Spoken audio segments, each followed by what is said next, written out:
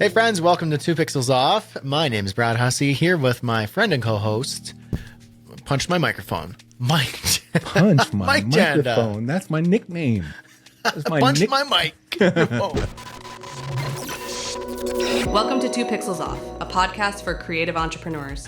You great. do want to punch me. I wouldn't say half the things I say to you if we were in real life, because I know that my fisticuffs? my 6'2", 260-pound body would never hold up to the dominance that you have of your backwoods fighting style. You know what I'm saying? Yeah. Oh, Yeah. dirty, you know. Yeah. I conniving. expect it. I expect rusty tools from the shed coming at me, dirt in my eye, all the stuff, Yeah. kind of the cheap fight stuff. Yeah. Cheap fighting stuff. I come from a place called Yellow Knife, Yeah. so that's all you Yeah. need to know. Do you About come from that. Yellowknife? Is that a thing? That's a place. It It's called is? Yellow Knife. Oh, That's where epic. I don't live there anymore, but that's my home, where I was from anyway. It is for real. That's awesome. Yellow Knife in the That's Northwest awesome. Territories. Yeah. Wow. So there you go. Well, there you go. The tundra. Okay. Thunder from the tundra, right? Yeah. All right. Speaking of not that, today we're actually going to be kicking off from our previous episode where we were wallowing in the negativity about, the downsides of the agency world as per the agency report. Right? The agency hackers plus Wix Studio report they collabed on, and we talked all about all the negative things and the downsides. But hey, today's a happier day, and we're actually going to go into the positive trends that these agency owners in this report are seeing. And I think it's going to be nice. I think it'll be a nice little, refreshing view. And I like how we did it, give them the bad news first before we give them the good news. So Yeah, but we time gave for them the good bad news for a week, Brad. That's the problem. We gave them the bad news for a week. And so for the last week, the Pixies have been sitting there wallowing in their dismay, Yeah, waiting true. for this episode for us to bring them back up. Bring them back up. Sorry, friends. For us, it's been 3 minutes since. Yeah, it has been. Last It has been 3 minutes. I've been sad for the last 3 minutes, and now we're ready to bring it back up. I need it. I need Bring it back up. All right. So let's do it. Let's dig in. Why don't? Because I think you've got the report in front of you. I've got some notes here too. You take that first one there and bring us some good news. I'm going to bring you some good news right now. And in fact, actually, I'm going to just throw this onto our screen so that you see what I see. So what we see. I may Do you see edit what I this see? I'll probably edit this into the video. I think the video version, so people can see this report. By the way, to get this report, we're going to drop the links inside the description of this podcast episode and the last one. So if you want to download this report, check out the link down there in the description. Lots of good little nuggies in there. Yep. All right. The tide is starting to turn. That is this next segment. Across agency land, there is a sense that it's improving. I'm clinging on to the fact that maybe the tide's starting to turn. One sign is that a contractual terms are getting better. You go back 6-12 months, any new business deal would have to get out clauses of 3 months, would have get out clauses of 3 months, 6 months, 9 months. People didn't want to spend money and they wanted to mitigate risk. Now we're kind of back to 12-month deals. I just had somebody who I am in a mastermind with, and he was just saying he just approached some of his clients about doing 12-month commitments, and they were all saying, yeah, okay. So that longer cycle. Now that's an interesting thing because this is like in direct contrast to some of the things that we heard in the negative feedback there. Yeah. What are your thoughts on Yeah. that, Brad? Why we have these contrasting opinions in this presentation here, this report? Well, that is very interesting. And, I don't exactly know, but I wonder if maybe these longer sales cycles are just setting them up for the opportunity for longer engagements. Maybe they just need a little time to mull it over, before they commit to something long term. And so perhaps I could see that. Yeah, it's a Yeah. longer sales cycle, but the engagement is longer term, so they are showing some optimism for the future that, okay, I'm not afraid to make a 12-month commitment. It just takes me 3.2 months to finally make that decision officially. Yeah. Yeah. That's good. Yeah. I think that's it. smart. Nice. Yeah. Let me take you to the next one here. Clients, this will be the second one. Clients are realizing that in-house sucks. So an anonymous agency leader here in the report says, we've had a few clients try to do it in-house with Canva. And you look at what they're posting and it's awful. So I think that people are realizing, because of the democratization of these tools, like, say Canva, or tools making it easier to produce, all the tools, back in the day, it was Photoshop. Oh, I can now design my own stuff real easy. AI, people thinking that they can just design their own logos because AI will create a logo for you with a prompt. And so sweet, let's do that. But realizing it's bad. It's not good. It's not actually just the secret sauce. And they're realizing, I don't like these results. So we need to, we need a better option. And so then, as an agency owner, probably what you should really take care to do here is position yourself as like an indispensable partner in the creative, in the brand, product, web, whatever it is that you're doing. Bring the problem right up front. Maybe when you're having a discussion with them, you say look, you might be thinking, why can't I just do this myself? I've got Canva. I've got ChatGPT. I could tell right here on my phone, my Apple Intelligence that hooks up with ChatGPT for free, to make me a logo and give me a sitemap and write some copy for my about page. And you're like, why would you hire us? And so actually bring those things up front and center and have good answers for it. And then give good reasons that are actual compelling reasons as to why working with an expert and a talented agency is the right way to go. I'm going to give you what I ahead. would say to a client in that situation. If a client said to me, hey, you know what? We can just use Canva. Why should we hire you instead of Canva? Or why should we hire you instead of just build our campaign using ChatGPT for all of the ideas? Why do we hire you? And my response would be, you can go and use those tools, and that's fine.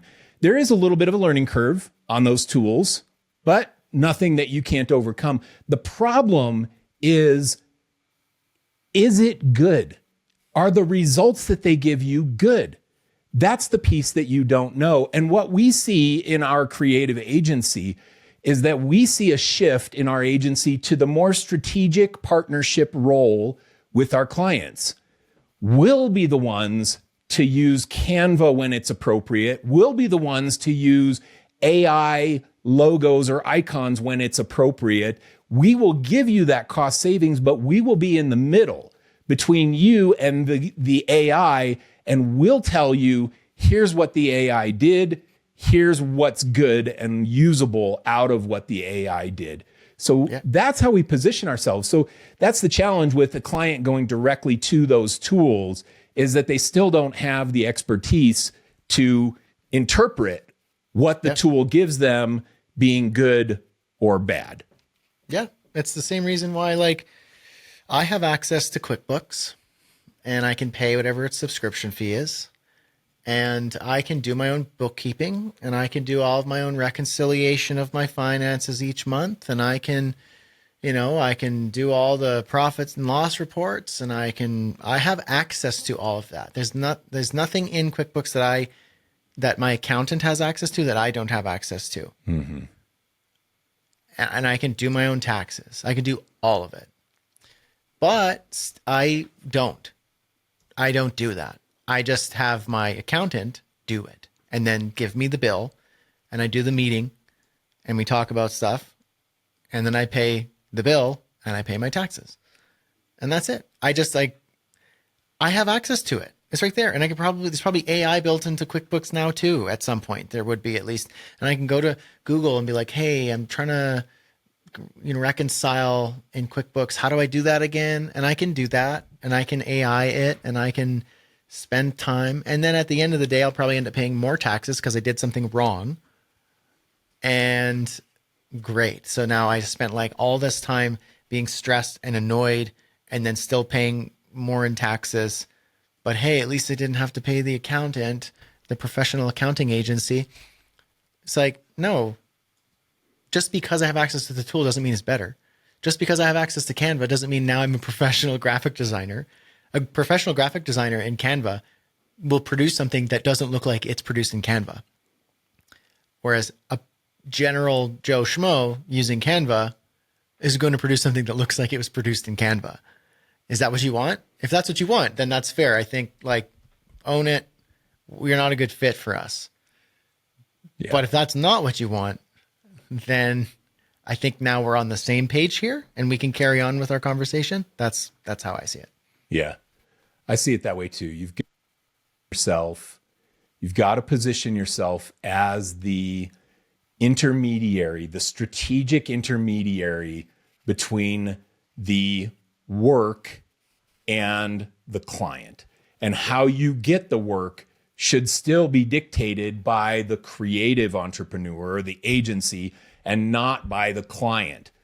That's where you have to do, or you're going to be, if you don't do that, you're going to be out of business. That's the problem, because the AI tools will take over those lower production level jobs. You have to be a strategic partner, creative strategic partner for these clients. Yep. Absolutely. All right. What do we got next? We got people are innovating, Brad. People are innovating. Russell Ball, founder of RT7 Digital, says, we watch the costs, we do the math, and if it doesn't work for 3 or 4 months, boot it.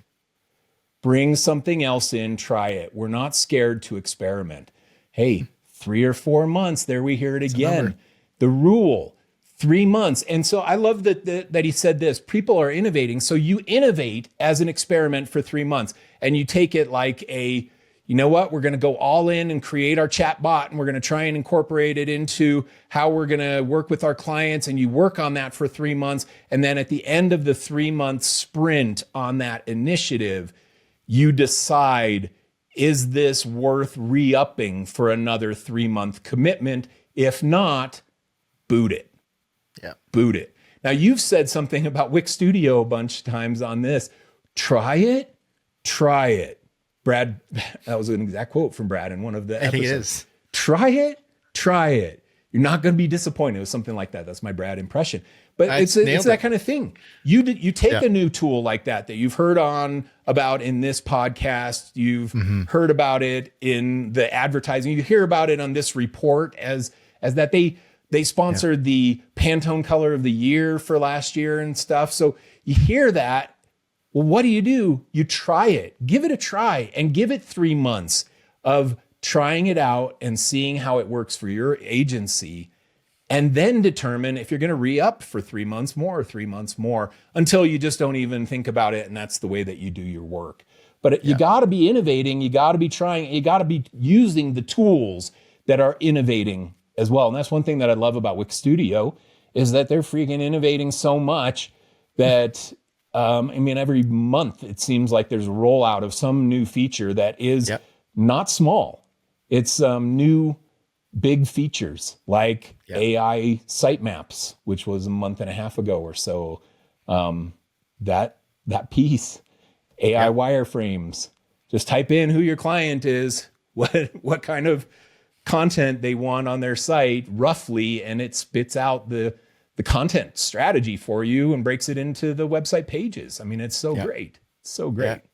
Saves you a whole bunch of, and does it replace the job of like information architecture and planning out your site like entirely? No, but it augments it. And now it's a tool that you have to say, normally it would take us like 2 weeks of man hours to do this phase, but now I can do it in 1 week and I'll do it myself, or I'll have like this person do it himself. Because now it's reliable and it's easy and it's fast, and we can get our concept done quickly. And then we can kind of fine tune it. We could show the client and say, hey, here's a sitemap. Here's our wireframe ideas. Here's a concept we're going for. You know, it's not indicative of the final product, but, you know, what do we think? And that's like day 3 of the project, not week 2, you know? And so, and that saves you time and lets you deliver more in less time. So there it is. More and less, like the negative trend, Exactly. which Flipping could it be on its spun head. as a positive if you figure out how to optimize your production flow. Yep. Clients are wanting more for less. Then be the solution that can offer more for less. Yeah. Pivot your business. And in order to that- do that, you've got to be creative in the Yeah. tool set that you choose. Exactly. Make that a unique selling feature. We can do more for less. Yeah. And own it. Not like we're budget or we're cheap or we do bad stuff. It's like, no. We do high end, high quality in half the time for half the price. And you're like, what? Seriously? And then you say, but here's how we do it. Yeah. You know, you play by our rules. We take all payment up front. We schedule everything. You miss the ball, you miss, you know, if you miss the boat, you miss the boat. That's what I tell my clients in my done in one days. It's like, I'll show up for the day, but if you didn't show up 2 weeks prior to do your homework, then I'm just getting paid for doing nothing. Yeah. So, and you signed it. So don't show up with nothing. Yeah. Now they can push the day. They don't get a refund, but they can move the day and they totally understand. So it's very much like, I'll give you more for less in less time, but here's how it works. So yeah. Good.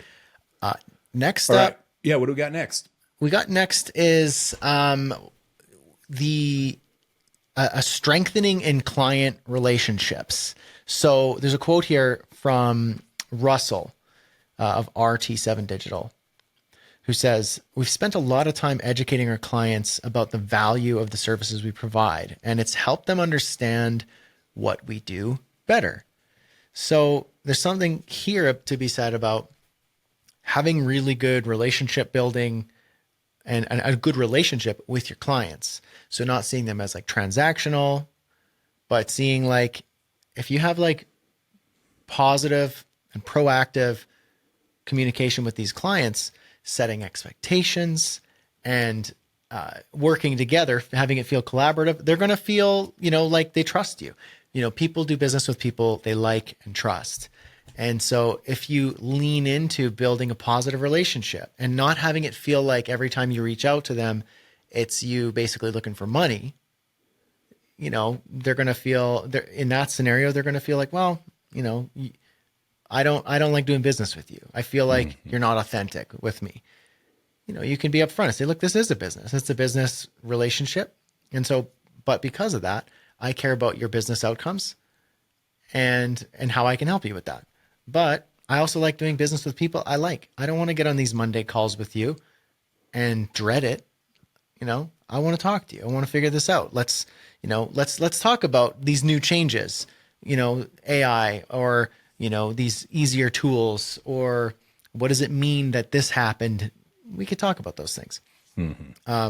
So building that trust is one of those unique selling factors that is going to be the most powerful than any sort of other aspect. How good are you? How fast are you? How cheap are you? How expensive are you? How many awards have you won? You're like, at the top of that list is, how much do I trust you? Yeah. Then show me your skills and your awards and your accolades. Yeah. It's the only card you have to play as a creative entrepreneur, because if you're not building a one-on-one human-to-human relationship with your clients, they might as well be working with an AI anyway. Yeah. The only thing you have left is human-to-human trusting relationship. So you got to get out from behind your computer, unless you're doing a Zoom call, and have those face-to-face interactions with these people. Otherwise, they're going to just go to AI, because why wouldn't they? You're no different. You're just corresponding in email. Well, they can get a faster response from ChatGPT than they can from you. But you've got to be that human-to-human relationship in order to stay in the mix, to have that seat at the table when they're strategizing their campaign or executing on it. You want to be part of that conversation with them, guiding them to use the right tools at the right times, paying you to use the right tools at the right time so that the overall output can be successful. But that does not happen if you're not sitting at the table. And if you're not building that human to human relationship, then I'd tell them go use AI. Just go use AI, man. AI will give you the output right now. And if you don't like it, just type in a different prompt until you get what you want. Yeah. Yeah. Yeah, exactly. Yep. Exactly. There was one, Brad, that you passed by in this, and this is the last one of the positive trends, but we have everyone's rethinking what they do. Agencies are looking hard at what they offer, either niching down or diversifying their services. Nice. Leaders are not afraid to mix it up. Nice. Here's another example from Distinctly's Liz Walker. She says, it's been crucial for us. She says, it's allowed us to avoid some of the economic challenges that more niche players are facing, and it's opened up new growth opportunities. So this diversifying your agency's offerings. I mentioned this, I think, in our last episode, that I had 2 major pivots over the run of my 13-year agency.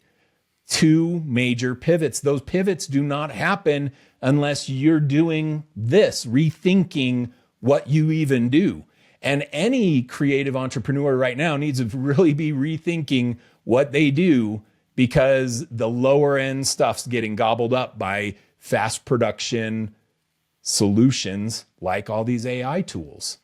That can be a positive if you reposition yourself, but you have to reposition yourself right now. You got to be rethinking what you do. Thoughts on that, Brad? Yeah, I think I like that because it really, it makes me think of productizing.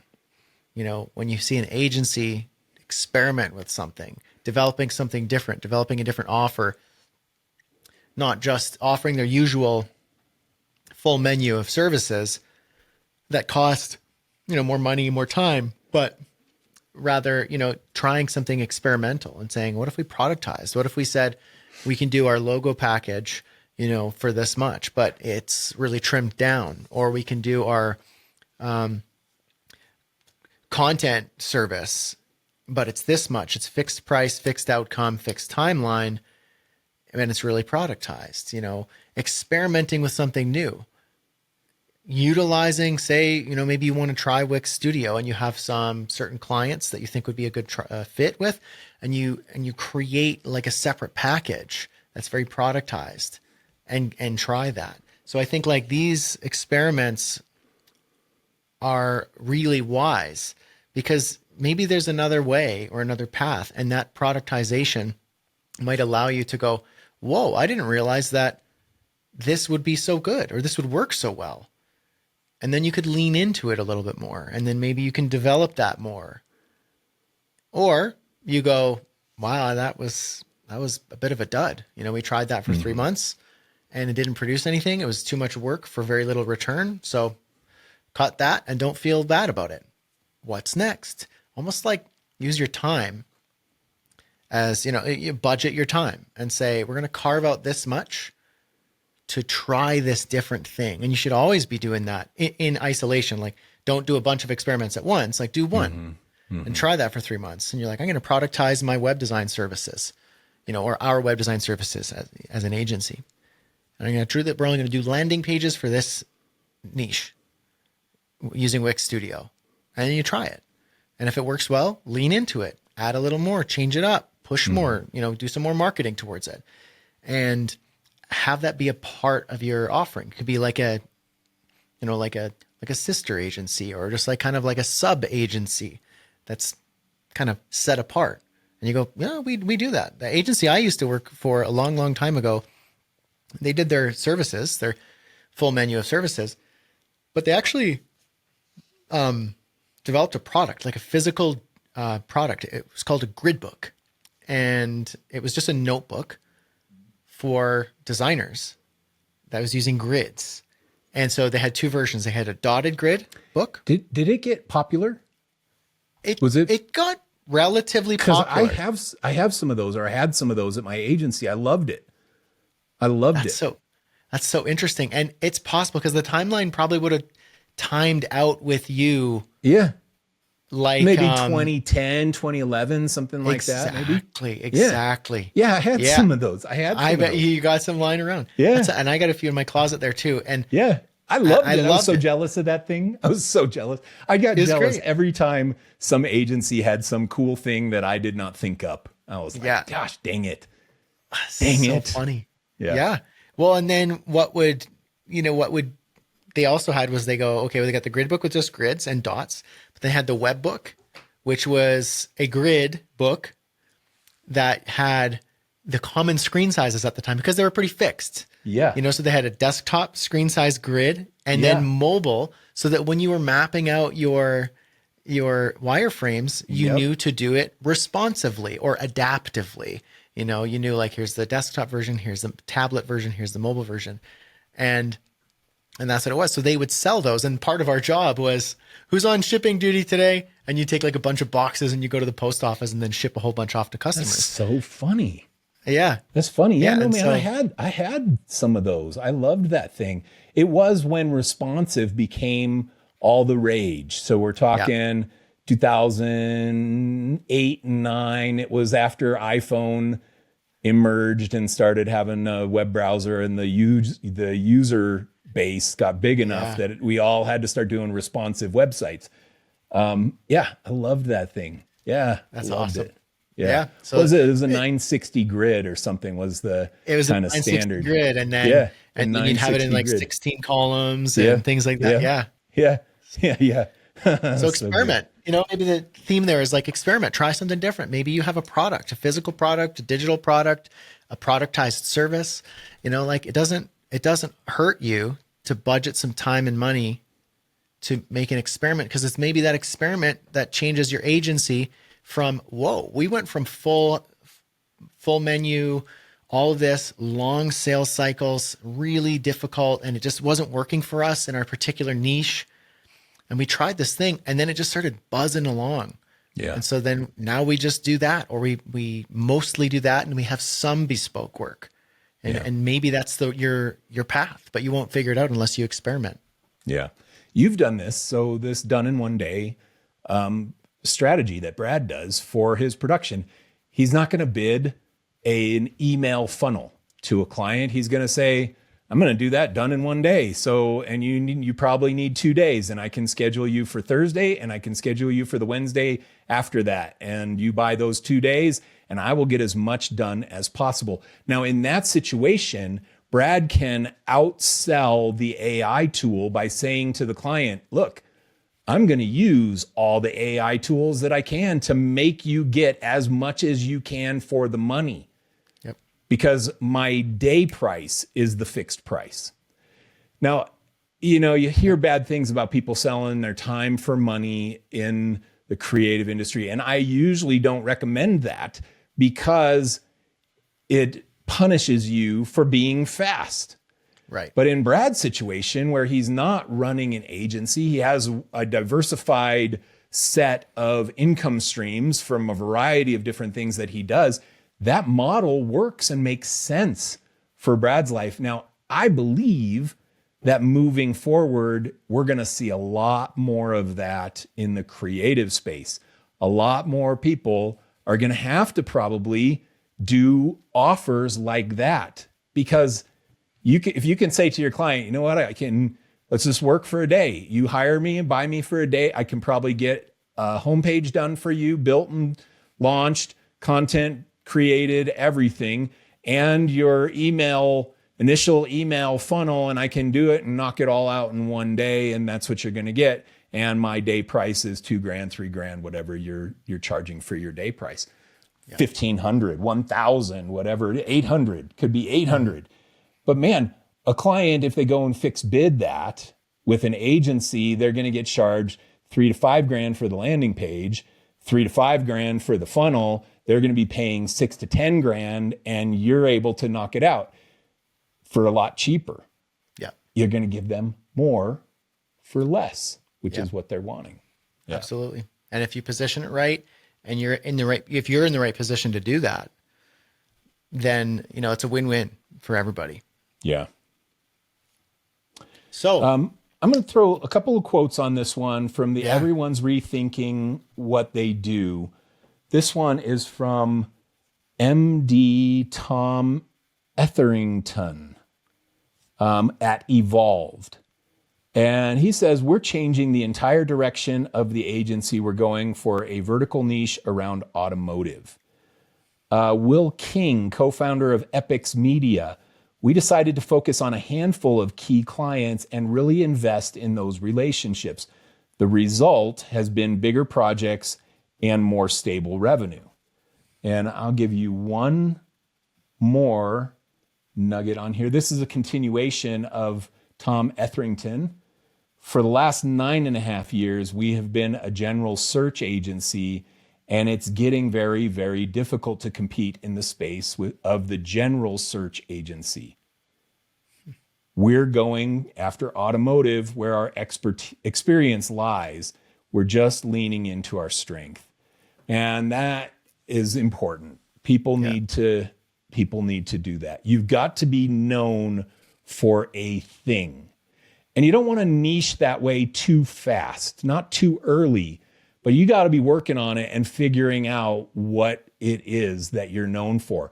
Brad is known for done in one day. He talks about it freaking all the time. We're all so sick of hearing about it. It's like every time we get on the podcast, Brad's like, done in one day, done in one day, done in one day. He loves it so much. But he's known for that and for email marketing structure is what I would say. Email marketing structure is kind of a core wheelhouse. And then for web design, I mean, he's a great web designer as well.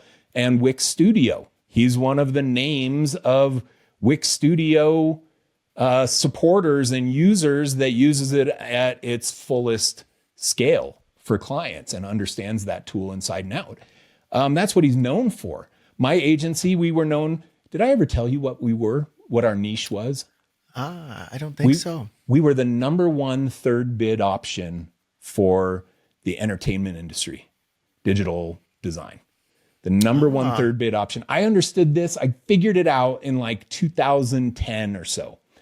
The number one third bid option, which means that the clients that we worked with, Disney was our biggest client over my whole run, and we worked with HBO and ABC and NBC and all the clients. We had all those kinds of clients, Fox and Warner Brothers and stuff. And it was great. We had fun projects, but our projects were like 50 grand, 80 grand. Sometimes we'd get something bigger than 100 grand, but most of our kind of average project price for these clients was somewhere in between $20,000 and $60,000.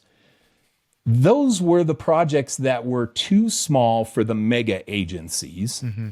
And so the client would get 3 bids, not always, but they knew they would get 3 bids. And the bid from mega agency 1 was $300,000. And the bid from mega agency number 2 was $200,000. And the bid from Riser, my agency, bid number 3 was $100,000.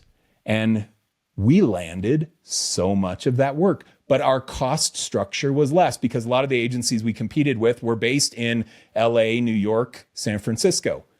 And so those were the agencies that were doing the big projects. So when it came to the third bid, we were number one, man. We were the number one third bid option. And I built a multi-million-dollar agency on being the number one third bid option. When I understood that, it took away some of that pressure I felt to compete and win the $2 million engagement when I was just like happy winning the $300,000 engagement.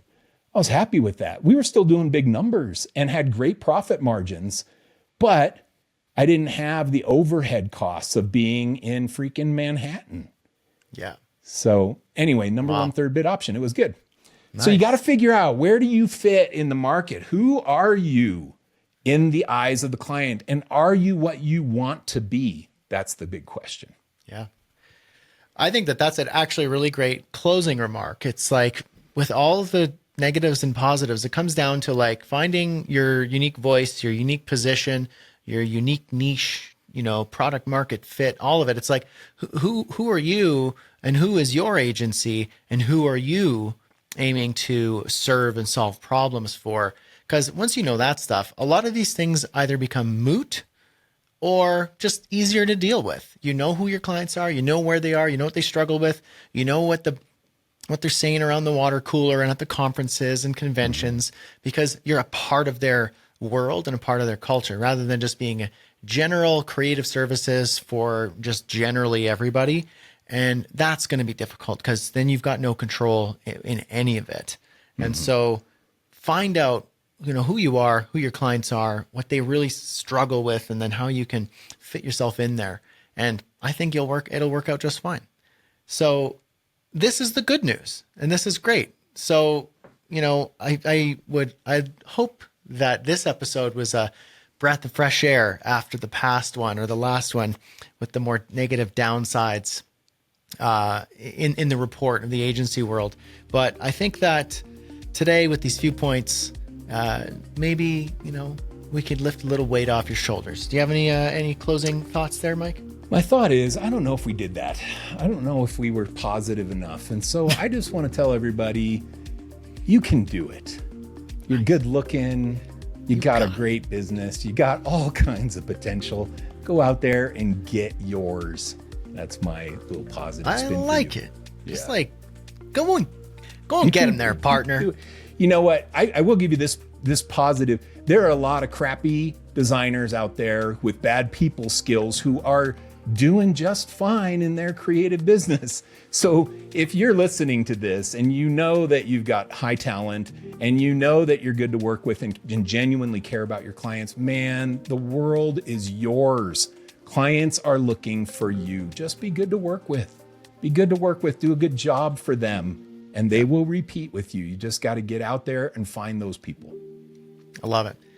Excellent way to wrap this episode. Thanks everybody for listening. Really appreciate you. Thanks again for all of your kind words on the reviews. I sometimes even get messages in Instagram from people about the show. So it's really cool. It's spilled out from the comments section, or from the reviews rather, and into the comments and into the direct messages and the emails.